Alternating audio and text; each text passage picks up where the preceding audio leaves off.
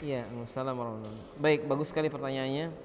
Bagaimana kalau tamunya sedang puasa? Kalau itu puasa sunnah dan kita tidak tahu dia tuh dalam keadaan sedang puasa, maka tetap makanan diberikan di meja atau disediakan.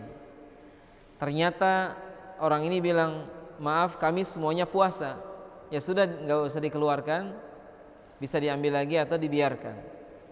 Ternyata yang puasa 1 orang, yang tidak puasa 10, maka kita memberikan kepada yang tidak puasa. Ini puasa sunnah ya Pak, puasa sunnah. Kalau pribuminya adalah ibu kita dan kita adalah anaknya yang datang, padahal itu bukan tamu, dan ibu kita sakit hati kalau kita tidak makan, sebaiknya puasa sunnah dibatalkan. Misalnya ibu kita udah menyediakan opor, menyediakan apa, padahal kita datang dari jauh dan kita sedang puasa sunnah.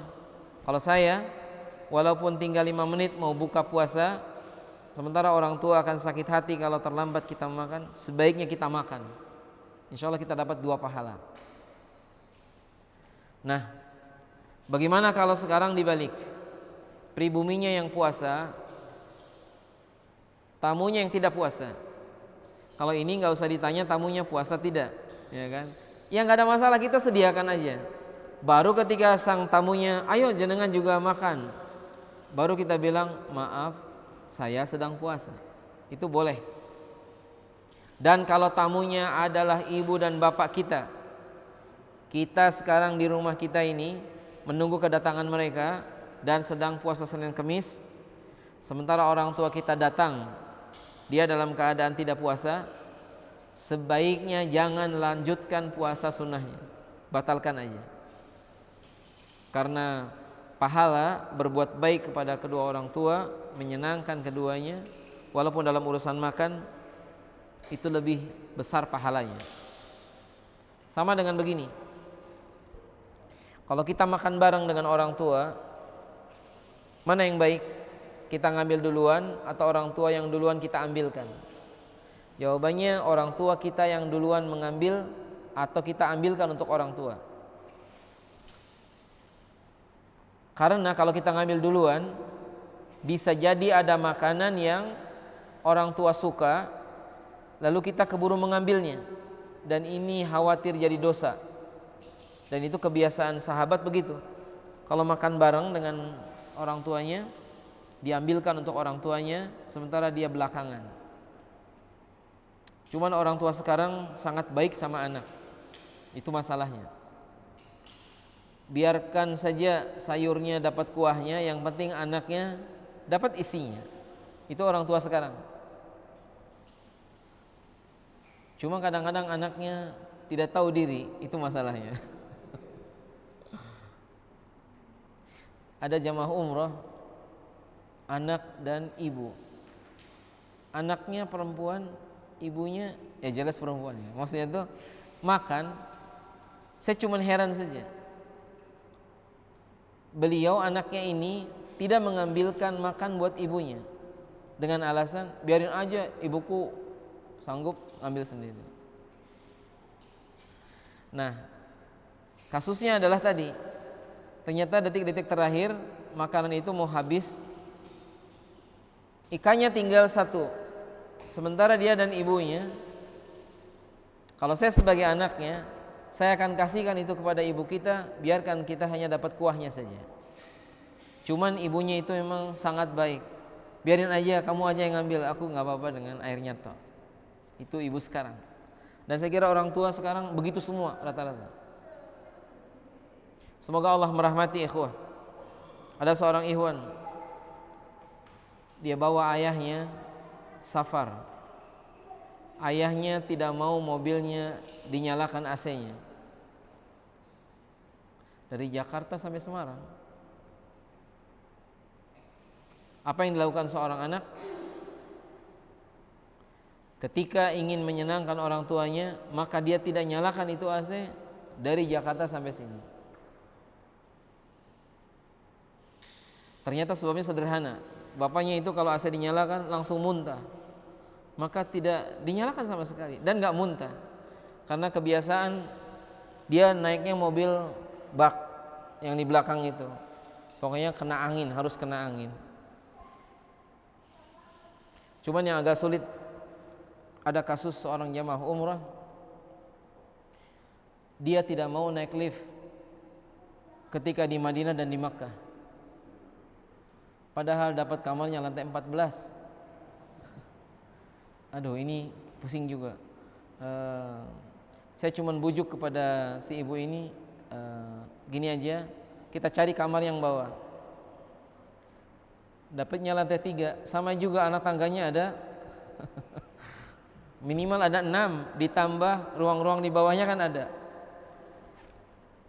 Tapi dia lebih suka begitu daripada lantai 14.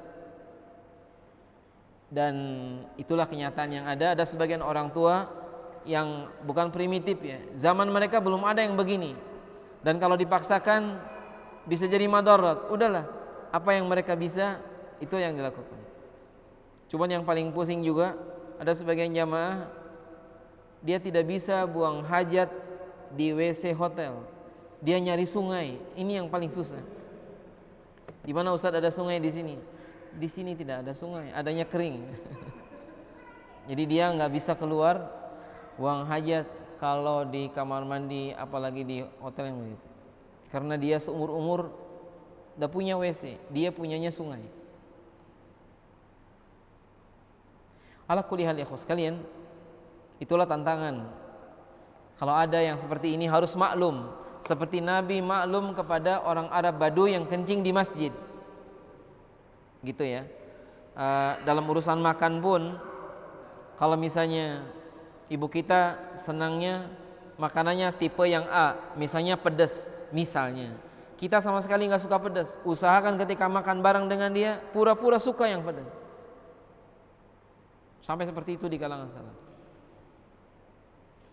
Ala kulli hal, mudah-mudahan kita diberikan kemudahan. Dan masalah makan ini masalah yang sederhana, tapi dia kadang-kadang menjadi fitnah, karena sebagian orang gara-gara makan akhirnya dia terjerumus ke neraka. Pertama, karena makanan yang dimakan makanan haram. Yang kedua, makanannya halal, cara mendapatkannya haram. Yang ketiga, dia tidak peduli makanan ini sehingga dia makan dulu, mikirnya belakangan. Padahal yang sahih, dia pikirkan dulu ini makanan, baru kemudian dia makan. Dan kisah Abu Bakar As-Siddiq memasukkan jarinya ke mulutnya gara-gara makan sepotong kue yang dikasihkan oleh orang yang pura-pura jadi dukun.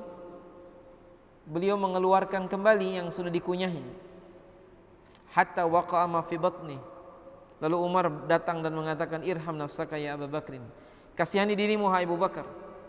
Lalu dia mengatakan, wallahi, kata dia, inni la arda kit'ah yujad fi batni minal haram. Saya tidak ridha di perut saya ada sepotong makanan didapat dari yang haram. Dari sini, sebagaimana penjelasan Syekh Albani, berpura-pura sesuatu yang haram itu tidak boleh.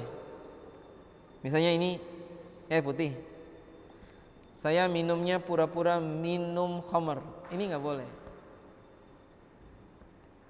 Atau misalnya jenengan naik sepeda motor, di belakang itu istri, tapi kita pura-pura membayangkan yang kita bonceng ini orang lain, bintang film misalnya, hukumnya haram, nggak boleh. Masya Albani menyebutkan dalam Adabuz Zifaf, idza atar rajul ahlahu, apabila dia seorang suami mendatangi istrinya lalu dia membayangkan yang sedang berhubungan itu bukan istrinya, orang lain, hukumnya haram. Kalau sekarang dibalik, ini khamr misalnya, lalu saya pura-pura minum seperti minum air putih, lebih haram lagi. Sama kayak istri orang kita bonceng, pura-pura istri kita, itu lebih haram lagi. Jadi maksudnya dalam urusan makan pun sama. Dan Ibnu Taimiyah memberikan garis besar yang Masya Allah mudah. Kalau kita makan di satu tempat, dohirnya itu halal, sudah bismillah makan. Jadi nggak usah terlalu teliti. datang ke warung misalnya Lamongan, lalu kita, maaf mas, ayamnya disembelih di mana? Siapa yang nyembelih gitu kan? Terus yang jual ayamnya jelas halal apa tidak dan seterusnya. Enggak usah. Sama kayak kita jualan itu tidak boleh kita nanya uangnya dapat dari mana itu orang beli ke kita ini. Hatta dia pezina beli barang dari kita nggak usah nanya, wahai ibu pezina, dapat uangnya dari mana sampean? Nggak usah. Transaksi dengan kita halal. Yang tidak boleh adalah misalnya seorang yabi'u hajaran liman yattakhidhu asnama, menjual batu sengaja kepada orang yang membuat berhala. Ini nggak boleh. Atau kita jualan pisau kepada orang yang sedang ribut, dua orang lagi ribut, lalu kita jualan pisau 1000 pisau, akhirnya dibeli dipakai buat nusuk temennya, hukumnya haram. Cuma kita jualan pisau, ternyata pisau kita dipakai membunuh, nggak tahu kapan makanya, maka kita nggak dosa.